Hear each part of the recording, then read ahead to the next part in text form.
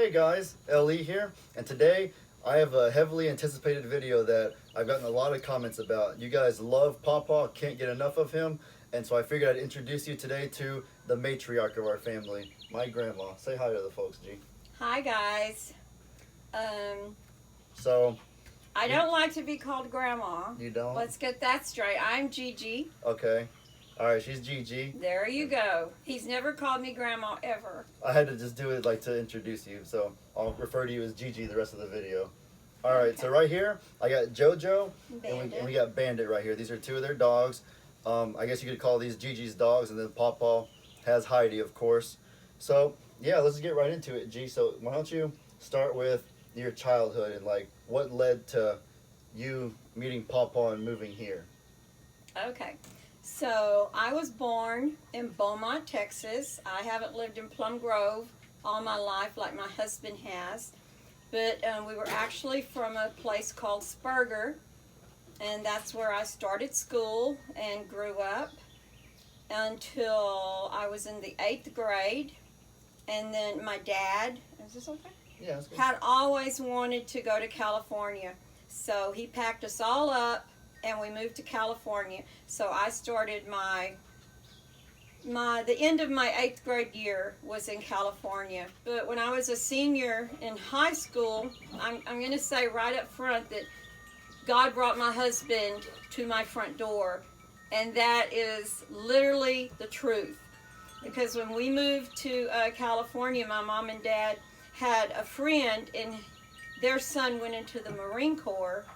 So he would come and visit us on weekends. So one day, Sunday, he came to visit. We were getting ready for church, and his name was Charlie, by the way. Mm-hmm. Charlie came to visit, and he brought my husband. And I couldn't even remember his name, but there was just something I knew about him. And when they left and we got in the car to go to church, I said, I think I'm gonna marry him. And my mom said, Brenda Kay, that is so serious, so silly. You only met him for 10 minutes. But after church, guess what? They came back and we spent the whole afternoon talking. And that must have been in June, maybe May, April, May, June. Mm-hmm. Anyway, we were married less than a year later. So, just gut instinct, you knew you were going to marry Yes. Pawpaw, love at first sight, and then sure enough, less than a year later, you're married. Yeah, and we have 4 children. Mm-hmm. Kim's the oldest, then there's Lester, then there's my other daughter, Christina, then there's the baby, Daniel. So, do you have any funny stories about the kids that'll give the audience a good chuckle or two? I have lots of kid stories, but going back to when they were little bitty, I guess Daniel has always been the most, I'm going to say God conscious. He always, everything he does has something to do with God or Jesus. But I left my purse at church one Sunday morning, so we had to go back late after the church was closed, and back then they didn't lock the church. And I had to go get my purse, and Lester says, Mom, what if there's a ghost in there? And Daniel hushed him up real quick. He said, hey, there's not but one ghost. That's the Holy Ghost, and he don't hurt you. So that's kind of Daniel's attitude like that, and it always has been. Lester was a daddy's boy. He always wanted to spend time with Dad. Sometimes when me and the girls and Daniel would want to go get an ice cream cone or something, and of course my husband, he never went anywhere. He's like homebody. He said he traveled when he was in the Marine Corps for 4 years, and he doesn't want to go anywhere else now, just stay in Plum Grove. I guess that's where I get it from. Then. Yeah. Get being a homebody. Anytime we wanted to go somewhere, Lester wanted to stay home with Jean. So he was more of a daddy's boy. Both the boys play football in high school. Both the boys, of course, graduated, went on to college. Lester's a wonderful, wonderful teacher. And Daniel is a project manager for Weber Construction Company. He's the supervisor all of Northeast Texas. I think. Were any of the kids particularly rebellious or defiant back in the day? Lester was awesome. He hardly ever missed a curfew.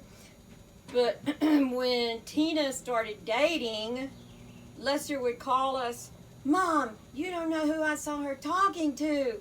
And he would tell us, he would call us. Oh, he was a snitch? He was a snitch. My dad was, oh, of course, my dad's the obedient one, but he's a snitch. He was a Wow. snitch, and he told us everybody that Tina talked to, who she rode with, where she went, and of course, as far as Tina goes, that ruined her life because Lester was telling on her for everything. Oh my God, that's so funny. Kim was the oldest, so she was well trained, I guess. We had to practice on her. We were a lot harder with her than we were with the other kids. So basically the method was just like train the first one hard and the other ones just follow suit, basically? Which they didn't do. Daniel was kind of the daredevil. I can tell you this story's horrible. Daniel always come and talk to me when he got home at night, always. And he was always home by midnight. But one night I noticed he had yellow paint on his shoes. And I said, "Baby, why do you have yellow paint on your shoes?" And he said, "Well, I was helping someone paint their bedroom." I thought, well, that was so sweet. So Monday, when I'm driving home from my bus, I happened to glance over, and it's the Splendor water tower. And there was his name in big yellow letters. Oh. Him and about 4 friends. And I thought, I literally had to pull off the road. I thought I was going to have a heart attack. And I think, oh my gosh, yellow paint. There's his name. Oh, it was like horrible. Horrible. Yeah. But when we took Lester's curfew off of him, Lester, you know, you're graduated now. No curfew, baby. So he was happy, I suppose. But my husband and I were sitting on the front porch with coffee about 6 o'clock. I guess it was a Saturday morning, and Lester comes driving up. So he had pushed his curfew all the way to 6 o'clock the next 6 morning. a.m. We never said a word. "Hi, baby, how was your night?" And we just let it go with that. So Just let it be. yeah, we all had a good life. I think my kids had a good life growing up. We always rode horses. We all had our own horse, and so in Saturday mornings we would all get up, saddle up, and spend a lot of time riding, playing hide and seek in the back. It was a lot of fun. Good memories. Yeah, we've been blessed to have a really amazing life, and it's thanks to you guys, honestly. And I guess it doesn't really matter if you take an unorthodox approach for certain things, as long as you have your loved ones to like help you through it. You can still make it. You can still be happy at the end of the day. Basically, I feel like. Right. So I think we're all close. We still have Sunday dinner together every Sunday. Not everybody can show up on every Sunday, but we're here. And basically, we cook, and anybody that wants to, and almost everybody shows us. Since the corona, this is the first time Ellie and I have sat together. Don't worry, I'm good. I'm a homebody. Like basically, corona life for me is hardly any different from the pre-corona life. I've always been a homebody, so I'm good. Yeah, this is our first time to actually sit together and talk or be together at all. Yeah, on that note, that basically covers, I guess, the past. So let's focus on the present and the future. So what are your thoughts about the sanctuary and all of that, and just the way that's kind of taken off the last year or so? I love the fact that Lester does the sanctuary. At first, I thought he was maybe biting off a little more than he needed to, because I guess you guys know that in Harvey, he lost his whole house. And I remember he told me people don't get it, and they don't unless you actually had that happen to you. Because he said they took a donation up at school, and they brought him this huge box of cleaning supplies. And he said, "Mom, I nearly lost my mind because I have nothing to clean. There's just nothing there." His house was literally gutted. Mm-hmm. And he said, people don't realize. And I said, "Thank you very much, but there's nothing to clean." He had to totally rebuild. So our house had 4.5 foot of water. Mm-hmm. But we're on a slab, and our house is made of logs, so we were just able to take it out, pressure wash it good, and replace the center walls, and our upstairs was fine to live in until we got that finished. So, but Lester, everybody lost their homes, lost their houses, so everybody was kind of working by themselves on their own. And he was way down. He's like sort of down the hill, so he was working on his own, and it was hard. But when he started gathering up the animals, it seemed to like ease him a little bit. He seemed to get better spirits. Mm-hmm.